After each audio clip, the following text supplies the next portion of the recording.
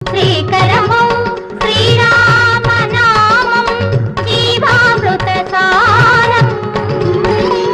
పావనమీ రఘురామనామం భవతారక మంత్రం దధి క్షీరముల కన్నా ఎంతో మధుర మధుర నామం సదాశివుడు ఆ రజతాచలమున సదా జపించే నామం కదకు పోయ తిరగేసి పలికిన కవిగా మలచి